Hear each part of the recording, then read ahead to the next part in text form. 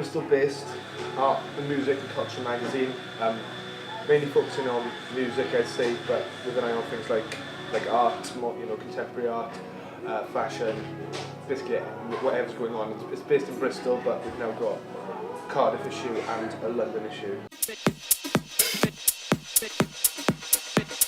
I'm basically the one who does the editing. Basically everything that goes in that magazine has been through my desk at some point. I try my best to be in charge of, kind of keeping standards of grammar and standards of the magazine up, as well as writing a lot of it. We tend to have about 6 or 7 music features and 2 or 3 art features in every issue. And I think I would contribute at least 2, 3, 4 of those for every issue. I think in Crack in particular, and in the one publication I've worked in previously, editor is a lot more involved in the day-to-day things. There's so much admin. He spends the first 3 hours of every day going through emails, talking to people. Because we're a free magazine, we depend a lot on advertising, but almost entirely on advertising. So there's a lot of work for him to do in that department as well. I don't think, as a small operation, I think he'd like to be able to spend more time doing what I get to do. That can be a tricky one. You have to get the balance right between getting your own distinctive voice as a magazine, writing what you want and what you believe, but also, as a free magazine, if we didn't have advertisers, we wouldn't exist. So you have to please your advertisers. With something like, if you've got people advertising events, obviously they're going to be reviewed. Yeah. That plays a part. With things like what you're recommending.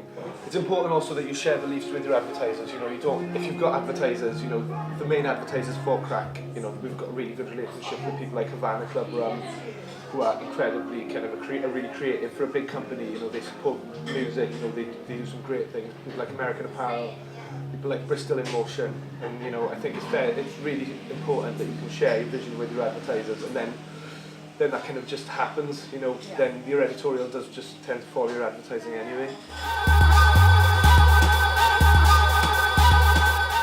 But with apparel, it's been kind of a tit-for-tat thing for quite a while now. The store in Bristol we've got a great relationship with. We'll occasionally send our kind of resident DJs down there to play their nights, and they'll come up to the office when we put gigs on. They'll come and do their free giveaways and things like that. And it was a long, drawn-out process that, fortunately, ended with them taking on Backpage, which is, in terms of advertising, is your main feature. So it was a long, drawn-out thing. I think with American Apparel, it is. It turns out their London office has no autonomy whatsoever. They can't make any decisions. Everything has to go through LA. So it can be a very difficult process because of that. So basically, you talk to someone in London all day, and then you have to wait until they speak to them at 4 in the morning then to get anything done. I think that A3 newspaper look, I think it's incredibly eye-catching. If you see that on the standard magazines, you're always going to grab it. It gives you a really nice tactile quality, and newsprint just has a real kind of classic, such a lovely appeal to it.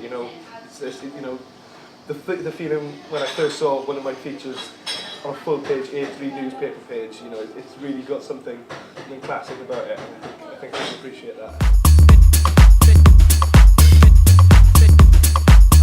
I think what took a while to get right was the balance between distinguishing your online output from the print output. Obviously you want to get the articles from the magazine online as well, because you can only get a hold of that basically in 3 different cities and various places around those.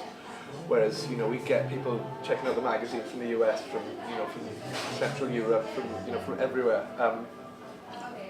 So you want to represent your magazine online, but also you have to accept that a lot of people are going to be going straight from the magazine to the website, and I think we've got some of the things that's really distinguished it has been the blog, which is completely different content to the magazine, and also the mixes, having the downloadable mixes and things like that. We've had some really great names that have represented the magazine, people like Julio Bashmore, Joker did one for it recently, and just getting really strong names to do mixes for you just immediately gives that magazine, gives that website, a real kind of sense of authority.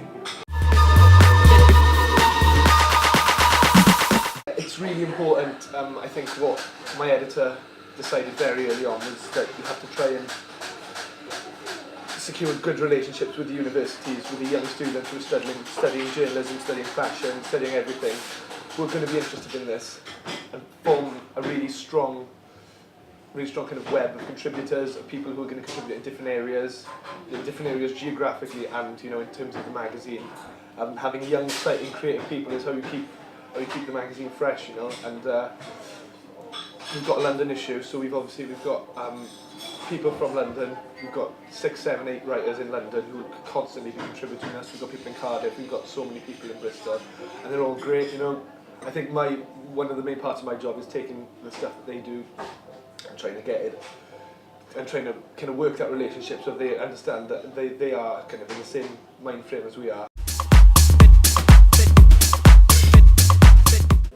Well, we recently went monthly. This is our 3rd monthly issue, which involved taking on a couple of extra people, myself included, full time.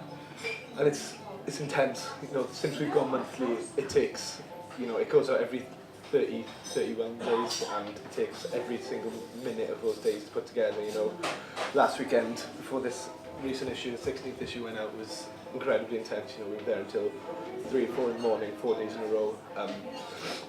It's the whole cycle. You know, the minute you finish it, the cycle is such a broad thing. We've got a table tennis table downstairs in the office that I quite enjoy. You know, I'm so passionate about music. My love of art has probably developed since I've started writing about it, which I know is probably the wrong way round.